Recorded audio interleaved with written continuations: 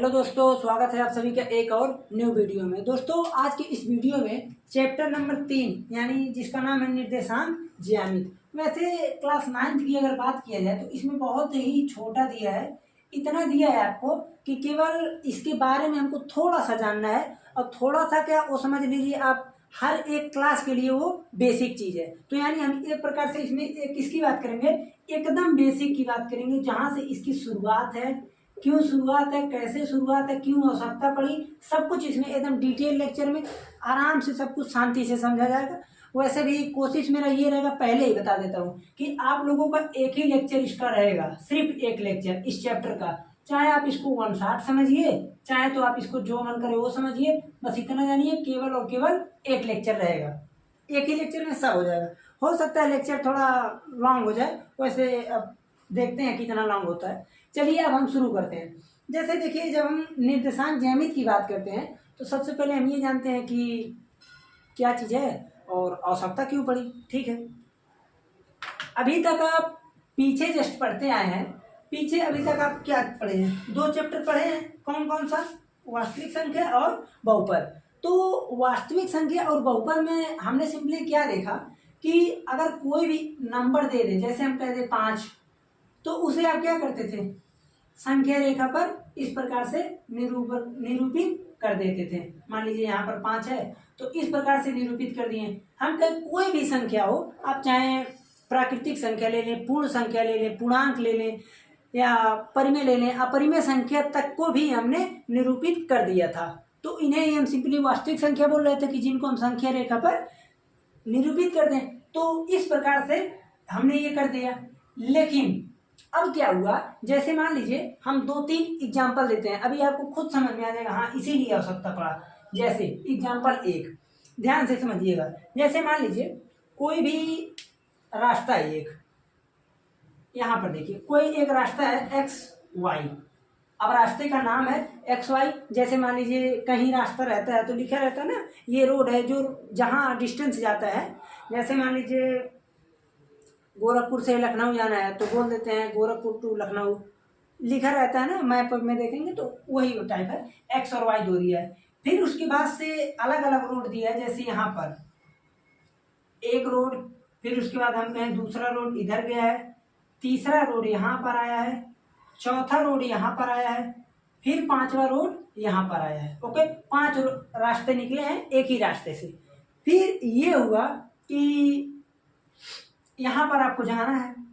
Okay, रास्ता तो आपको पता है, यहाँ पर आपको जाना है। मान लीजिए एक चीज़ और, यहाँ पर कोई मकान है रोड पर, मकान नंबर 1, 2, 3, यहाँ पर मकान नंबर है मान लीजिए 5, यहाँ पर है 6 नहीं, यहाँ पर 1, यहाँ पर 2, ताकि और बेहतर से समझ में आए। यहाँ 3, फिर वही काम 2, फिर 3, इस प्रकार से है। मान लीजिए 1, 2, 3, 1, 2, 3, हम छोटा ही लेंगे उदाहरण, 3 तक है मान लीजिए। अब ये बात हुआ कि आपको जाना है कहाँ से, X से स्टार्ट करना है, यानी यहाँ पर आपका घर है। ओके, मान लीजिए यहाँ पर आप छोटा सा मकान लेकर रहते हैं यहाँ। तो ये हुआ कि आपको जाना है, कोई आपका फ्रेंड है जो कि रहता है मकान नंबर 2 में, मकान नंबर 2 में रहता है। तो आप क्या करेंगे, अगर वो मकान नंबर 2 में है तो आप कहेंगे ऐसा है भाई, कौन से मकान नंबर में जाएं हम, कुछ भी नोटिफिकेशन तो है नहीं, आधा अधूरा नोटिफिकेशन है कि इसमें जाएं या फिर यहाँ इधर घूमें। फिर ये पता चला यहाँ गए तो ये नहीं है, आगे जाओ तो यहाँ से मुड़े तो यहाँ गए तो ये बोला ये नहीं है, यहाँ जाओ तो क्या पता चला कि ये लास्ट वाला है मेरे फ्रेंड का। मान लीजिए इसका कोई नाम लिख देते हैं, मोहन का, कोई मोहन है मान लीजिए, इसका यहाँ पर है। फिर ये हुआ हमको श्याम यहाँ जाना है और श्याम का घर यहाँ पर है 3 नंबर पे। तो फिर ये हुआ, अब मोहन भाई बताएं कि 3 नंबर मकान में जाओ, तो ये हुआ कि यहाँ पर गए तो भी नहीं पता चला, फिर यहाँ गए, फिर यहाँ आए तो पता चला हाँ ये मकान है। ठीक, इस प्रकार से घूमे। लेकिन अगर मान लीजिए यहीं पर मैं अगर ये बोल देता कि आप जो है रोड नंबर 1 पर मकान नंबर 3 में चले जाओ, वहीं पर श्याम का घर है, तो बताइए ये चीज़ यहाँ पर आप देखेंगे कि एकदम स्पष्ट रूप से एकदम वहीं पर पहुँच जाएंगे। ओके, देखिए ये चीज़ है ना, जिसमें हम क्या किए, केवल और केवल 2 चीज़ों को निरूपित कर दिए। ठीक, एक तो हम बता दिए हाँ ये मकान नंबर रोड नंबर है, रोड नंबर 1 पर, और ये मकान नंबर 3 है। तो यहाँ से आप कहेंगे हाँ एकदम एग्जैक्ट वैल्यू हम उसको पहुंचा देंगे वहीं पर जहाँ वो जाना चाहता है। ठीक, सिमिलरली इस प्रकार से एग्जाम्पल 1-2 और ले सकते हैं। जैसे ये चीज जब 2 हम बता दिए तो एकदम आराम से पहुंच गया। फिर मैंने अगर मोहन का हमको बताना है तो हम ये बोल देते हैं कि रोड नंबर 5 पर मकान नंबर 2, रोड पर हम ये देखें कि मकान नंबर 5 पे और ये चीज है इसका घर, 2 नंबर घर है। अब यहाँ चीज आपको ये नहीं समझना है कि 2 और 5 पहले क्या है, बस इतना जानिए पहला वाला रोड को मैं बता रहा हूँ और दूसरा वाला घर को बता रहा हूँ। तो ये चीज समझते रहिएगा। ठीक, आगे जब अभी हम नियम में चलेंगे तो वहां पर बताएंगे किस चीज को पहले लिखा जाता है और क्या होता है। तो उसी प्रकार से मान लीजिए यहाँ पर कोई और है, जैसे कृष्णा, यहाँ पर हमने सिंपल ये कहा कि इसका घर है तो फिर यही बोला गया कि 2 नंबर रोड पर 3 नंबर घर है, वहीं पर चले जाओ। ओके, तो इस प्रकार से हमने यहाँ पर पहुंच गए। तो इसी प्रकार से यहाँ पर जब कहीं भी 2 पॉइंट की बात हो रही है तो उसी के लिए हम लोग निर्देशांक ज्यामिति एक अलग स्पेशल बनाएंगे। अब कौन बनाया था, रुक जाइए 1 सेकेंड रुकिए, एनसीईआरटी में लिखा होगा रेने दकार्ते, रेने दकार्ते कोई एक पर्सन थे, कोई एक पर्सन क्या समझ लीजिए मैथमेटिशियन ही थे, तो वो बिस्तर पर लेटे लेटे इस चीज़ का खोज किए थे। ऐसे लेटे लेटे उनको ये लगता है कि लेटने से माइंड थोड़ा तेज चलता है, लेकिन आजकल ऐसा आप लोग प्रैक्टिस मत कीजिएगा, नहीं तो लेटते लेटते सो ही जाएंगे तो आप लोग गड़बड़ हो जाएगा। तो इस प्रकार से उन्होंने देखिए एक एग्जाम्पल लिए, 1-2 एग्जाम्पल, एक और एग्जाम्पल मैं ले लेता हूँ। जैसे क्लास की बात करें, क्लास की अगर बात करें, मान लीजिए टीचर ने आपको भेजा, कहा कि जाओ तुम, जैसे अगर मान लीजिए क्लास कोई है, इस प्रकार से डेस्क बना है, तो आपको पता होगा कि इसी प्रकार से ऐसे डेस्क मान लीजिए बना है जिनमें वही काम, ये पहला वाला बनता है, ये दूसरा वाला बनना है प्रत्येक में, ये भी पहला, ये भी पहला, दूसरा दूसरा, तीसरा तीसरा भी बन गया, इस प्रकार से फिर चौथा चौथा भी बना है। तो अगर मान लीजिए आपके सर बोले कि जाओ तुम 2 नंबर सीट पर, 2 नंबर सीट पर जो भी बैठा है उसको लेकर आओ, 2 नंबर सीट पर जो भी है उसको लेकर आओ, तो आप क्या करेंगे, जाएंगे इन तीनों को बिठोर ले जाएंगे, 3 बच्चों को उठा ले जाएंगे। लेकिन अगर वहीं पर टीचर ये बोल दे कि 2 नंबर बेंच पर से लाना, लेकिन अगर मान लीजिए इसको हम बीच में बोले, ये बीच में है तो इसको हम बोल देंगे ना लेफ्ट बोल देंगे, इसको राइट बोल देंगे। तो अगर ये बोल दें कि लेफ्ट वाले ब्रेंच से दूसरे नंबर वाले पर जो बैठा है उसी को लेकर आओ, तो आप सिंपल आएंगे, इसको लेकर निकल लेंगे। ठीक, इस प्रकार से हम कह सकते हैं। और रैंडमली कोई और नाम दे दिया जाए तो वहां से कर सकते हैं। आपको बस इतना समझना है कि जहां कहीं भी 2 लोगों की बात होगी या फिर किसी प्लेन की बात होगी तो वहां पर सिंपल हम निर्देशांक ज्यामिति का, जो कि एक नया, इसीलिए इन्हीं सबको पढ़ने के लिए एक नया ब्रांच बना दिया गया था मैथमेटिक्स का, जिसे हम क्या बोलते हैं, निर्देशांक ज्यामिति। तीसरा नंबर एक और एग्जाम्पल ले लें, अच्छा एग्जाम्पल है, जैसे मान लीजिए इसको मिटा देते हैं 2 नंबर को। जैसे हमने ये कहा कि कोई एक किताब है, कोई एक बुक है, कोई एक बुक को ले लेते हैं यहाँ पर, तो लीजिए कोई एक सिंपल चीज, ये हो गया बुक हो गया, कोई एक मान लीजिए बुक है, हमने सिंपल ये इसमें कहा कि यहाँ पर कोई एक पॉइंट है, तो किसी को आप कैसे बताएंगे कि बुक पर पॉइंट है, आप ऐसे ही नहीं बोलेंगे कि कोने में एक पॉइंट ले लो, फिर आप कह दिए नहीं बीच में एक पॉइंट ले लो, नहीं, यहाँ पर आप किसी एक वैल्यू को फिक्स करके, किसी एक वैल्यू को फिक्स करके, जैसे मान लीजिए आपको यहाँ पर जाना है, आप क्या करेंगे, पहले आप इधर ही चलेंगे या तो इधर ही चलेंगे। तो मान लीजिए पहले आप यहाँ चले या फिर इसके बाद यहाँ चले, तो आप ये बोल सकते हैं कि पहले 2 चलना, फिर उसके बाद 3 चलना। मान लीजिए अगर 2 इधर है, 2 सेंटीमीटर 3 सेंटीमीटर यहाँ से है, तो बोल देंगे ना कि 2 यहाँ चलना 3 यहाँ चलना, तो आपको मिल जाएगा। आप कहेंगे तो क्यों, हम डायरेक्टली नहीं बता सकते हैं क्या, 5 चलो, जो भी हो, आपको अभी ये नहीं पाइथागोरस थ्योरम नहीं लगाना है, आप ये भी तो बोल सकते हैं नहीं आप सीधा जाओ 5 चले जाओ। तो आप कैसे बताएंगे कि 5 जाओ, भाई मैंने कहा 5 जाओ, अब किसी के मूड में आया 5 इधर चला गया, किसी के मूड में आया 5 यहाँ गया, यहाँ गया, यहाँ गया, कहीं भी 5 सेंटीमीटर किसी डायरेक्शन में जा सकता है। तो इन्हीं सब के लिए सिंपल हमने क्या बताया कि यहाँ पर ये बता देगा नहीं, इस प्रकार से नहीं। आप पहले एक फिक्स कर लीजिए किसी भी पॉइंट से, मान लीजिए यहाँ पॉइंट बता दिया कि इस कोने से पहले 2 सेंटीमीटर सीधा जाओ, फिर 3 सेंटीमीटर ऊपर की तरफ सीधा जाओ, पॉइंट मिल गया। इस प्रकार से बता सकता है, ठीक है ना। तो एनसीईआरटी के बुक में एकदम 3-4 उदाहरण दिया है समझाने के लिए, ठीक, ये चीज है। तो इसके अध्ययन के लिए निर्देशांक ज्यामिति के अध्ययन के लिए सबसे पहला अगर जो हमको कुछ जानना है तो पहले इसे मिटाते हैं, उसके बाद हम बताते हैं आप लोगों को, इसको भी मिटाते हैं। श्याम और मोहन वाला बहुत अच्छा था। अब उसके बाद हम चलते हैं इसमें, देखिए ये सब पढ़ने के लिए, निर्देशांक ज्यामिति को अच्छी तरीके से समझने के लिए हम पढ़ते हैं कार्तीय पद्धति। यही चीज आपको समझना है, उसके बाद सब कुछ हो जाएगा अच्छी तरीके से खत्म। देखिए कार्तीय पद्धति होता क्या है, कार्तीय पद्धति क्या होता है, आपको एकदम बेसिक से लेकर चलते हैं कि कुछ रटना वटना ना पड़े। कार्तिक पद्धति में क्या होता है, कैसे क्यों होता है। अभी भी हम जब 11th 12th में पढ़ाते हैं तो भी हमको यही चीज बेसिक पढ़ाना पड़ता है। आप देखेंगे तो क्लास 10th में एक लेक्चर पढ़ा होगा कार्तिक पद्धति पे, ठीक।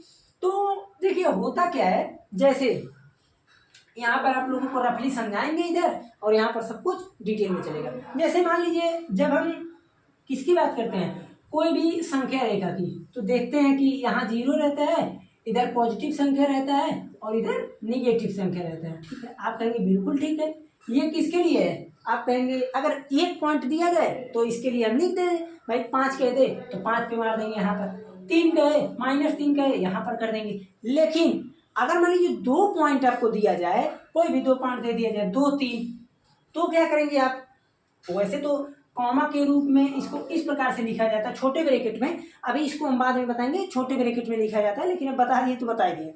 तो आप कहेंगे 2 पॉइंट होगा तब कैसे होगा, तो इसी के लिए हम करते क्या है, पहले देखिए एक तो रहेगा ही रहेगा 0 1 2 3 -1 -2 -3, लेकिन हम करते क्या है, इसी पर एक और ऐसा पॉइंट ले लेते हैं जो इसके 0 से जाए, ये 0 1 2 3 4, फिर यहाँ -1 -2 -3 -4। हाँ तो ये क्या चीज है, आप कहेंगे संख्या पद्धति वाला है ना, नंबर लाइन संख्या रेखा। तो हम किसको लेकर बनाए हैं, संख्या रेखा को, 2 संख्या रेखा को आपस में एक परपेंडिकुलर यानी लंबवत जानते होंगे कि जहाँ 90 डिग्री का कोण बने, ये सब जानते हैं आप।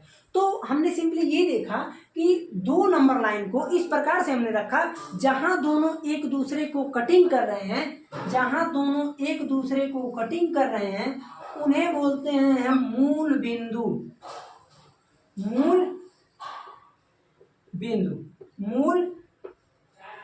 बिंदु। ओके, देखिए इस प्रकार से हो गया। हाँ एक चीज और, अगर मान लीजिए अब टेढ़ा ले तो भी ऐसे बनेगा, लेकिन दोनों के बीच का कोण कितना रहना चाहिए, 90 डिग्री। देखिए इसके बीच 90, इधर से ले तो भी 90, इधर से ले तो भी 90, चारों तरफ से 90 यानी बन गया 360 डिग्री। ओके, तो आपको ध्यान क्या देना है कि चाहे हम टेढ़ा ले चाहे जैसा भी, हमको 90 डिग्री बनाना है। तो लेकिन हम सिंपल सीधा लेते हैं। तो यहाँ से एक चीज का डिफिनेशन हम ये मान लेते हैं कि पृथ्वी के समांतर, जैसे पृथ्वी अगर है फ्लैट सरफेस, तो पृथ्वी के समांतर वाली रेखा को बोलते हैं एक्स एक्सिस, एक्स अक्ष, हिंदी में बोलते हैं एक्स अक्ष। तो इसे हम बोल देते हैं सिंपल क्या चीज, एक्स अक्ष। ओके, और इसे बोल देते हैं हम इसे क्या बोलते हैं, वाई अक्ष। हम इसको भी बता दे रहे हैं, वाई अक्ष।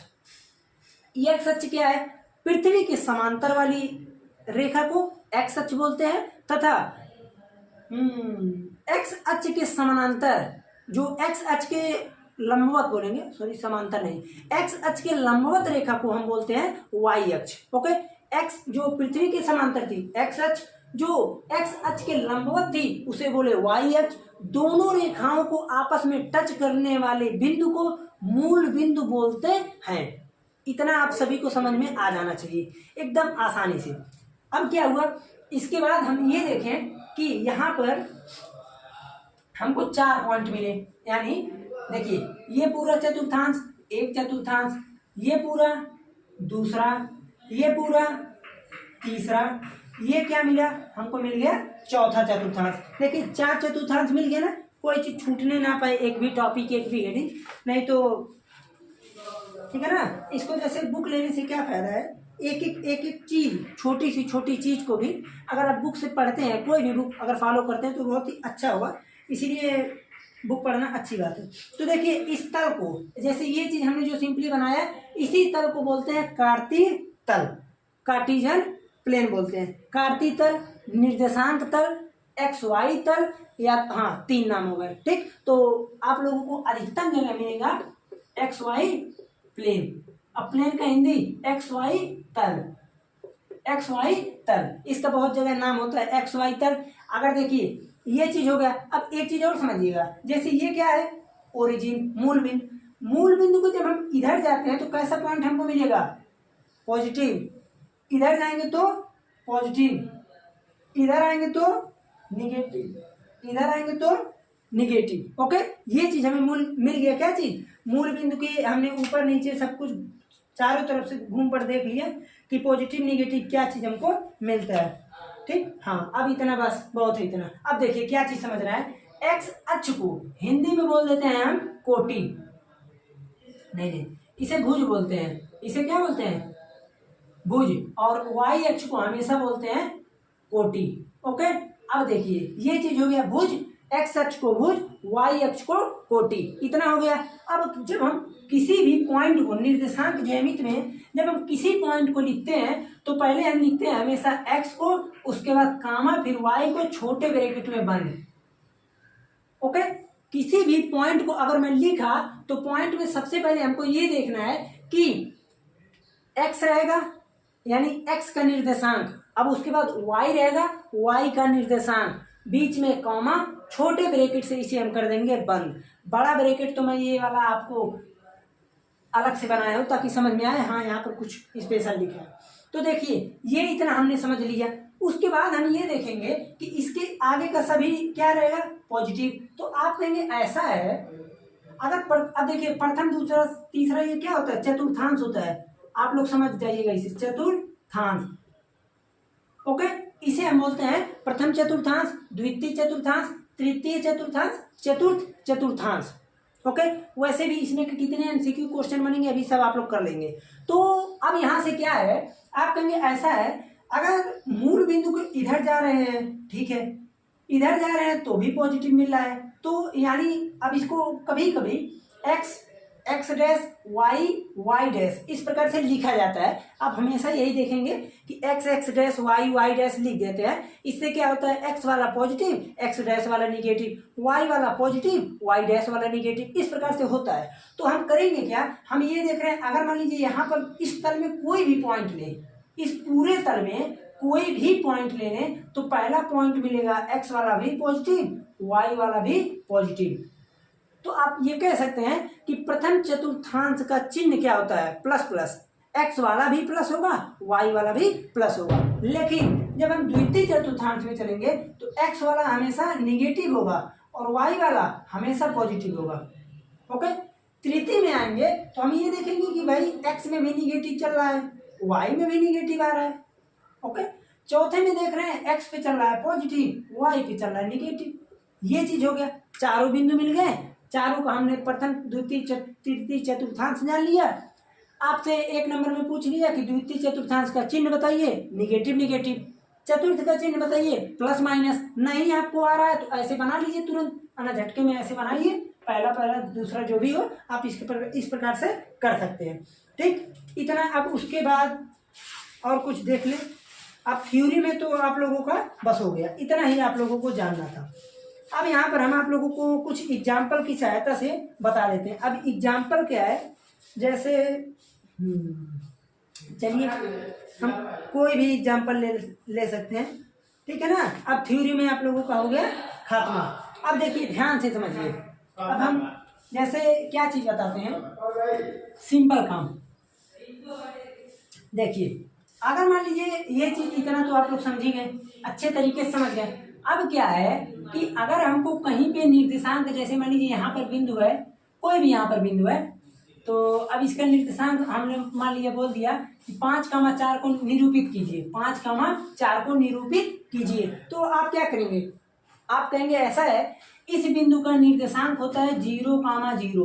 देखिए ध्यान से समझिएगा, अगर ये 5 है तो ये किसको डिनोट कर रहा है, x को, ये किसको, y को, दिख रहा है कि नहीं, हाँ ठीक है, x किसको डिनोट कर रहा है, 5 जो है x को डिनोट कर रहा है, और ये 4 यहाँ का किसको डिनोट कर रहा है, y को। तो इसका सिंपल मतलब ये है कि यहाँ से ये बताइए x अगर 5 पॉजिटिव में है तो हम किस तरफ चलेंगे, आप कहेंगे कि ये निगेटिव का है, यानी 5 मैं इधर चलूंगा, 5 जैसे ही पहुंचा अब उसके बाद हम किस पर चलेंगे, y पर चलेंगे, y ओ भी कहाँ चलेंगे, पॉजिटिव में चलेंगे, और पॉजिटिव कहाँ है, ऊपर। तो यहाँ पर पहुंचे तो मेरा बिंदु मिल गया 5,4।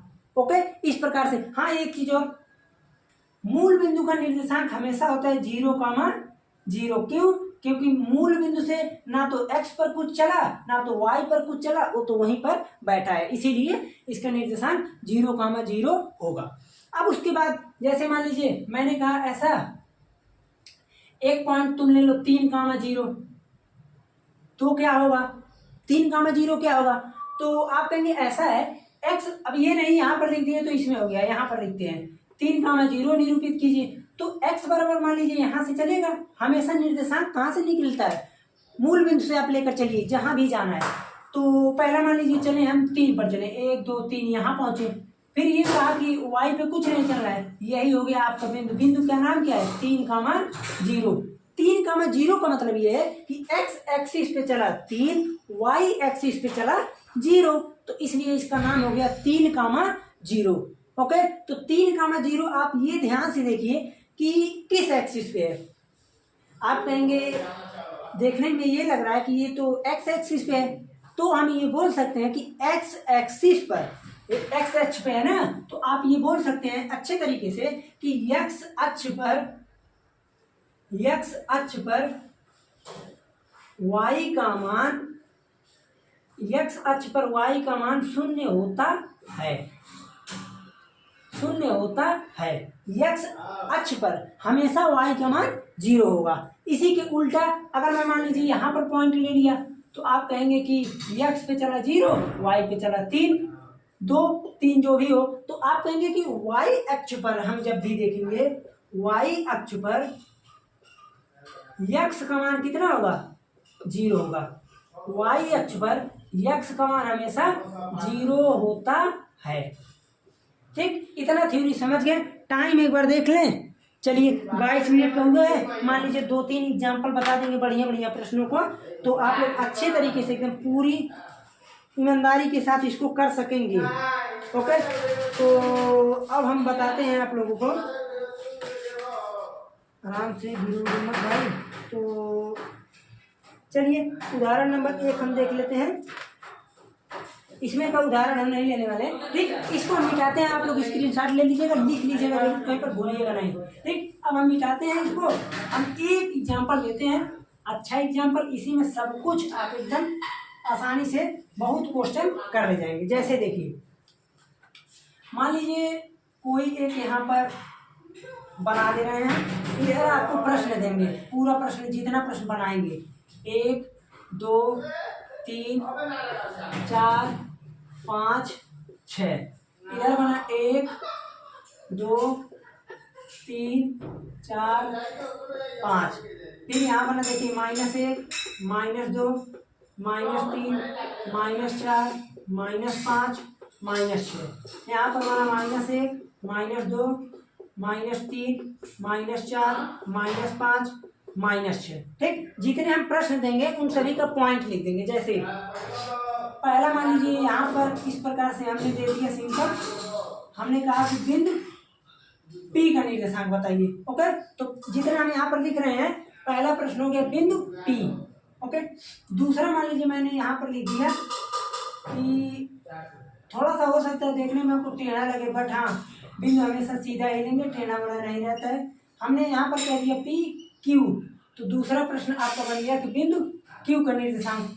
तीसरा मान लीजिए मैंने यहाँ पर बना दिया, इसे बोल दिया R, तो यहाँ पर मैंने लिख दिया R का निर्देशांक। चौथा मान लीजिए मैंने कहा यस यस को मैं यहाँ पर बना दिया, 5 नंबर पे मैंने बोल दिया टी, और टी को मैंने बना दिया यहाँ पर बना दिया। ओके, और कुछ टूटा फूटा प्रश्न बन सकता है? ठीक, इतना बन गया। मान लीजिए एक प्रश्न मैं बना देता हूँ यहाँ पर, ठीक, तो यस टी यू, तो 6 नंबर पे मान लीजिए मैंने ले लिया यू। इन्हीं आपको पॉइंट बताना है। इतने पॉइंट के बाद हमें नहीं लगता कि आपको कुछ और बताने की आवश्यकता होगी, आप लोग एकदम आराम से इसको कर सकते हैं। ठीक, वैसे भी हाँ, अब इसमें आराम से सब लोग कर सकते हैं। जितने एमसीक्यू प्रश्न बनेंगे, थ्योरी प्रश्न बनेंगे, आप सभी को पता होगा कि हम आप लोगों का हाफ ईयरली का पेपर जब आएगा तो आप लोग कमेंट अगर किसी लेक्चर में कर देंगे तो सब कुछ हम डिटेल में, वैसे भी 160 मैराथन सब कुछ चलेगा।